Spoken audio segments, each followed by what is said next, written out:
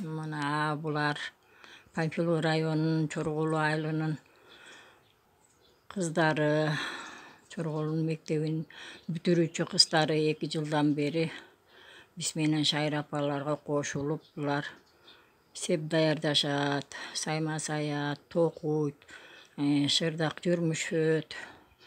2 жылдан бeri биздин арабызда жүрөт.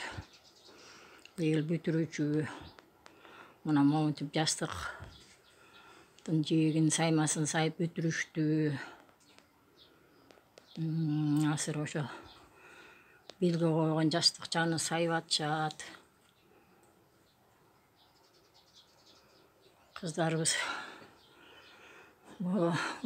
мектепти бүтүп кеткенче эме силерге эстелик болсун деп ушуларды сайып даярдап берип атышат.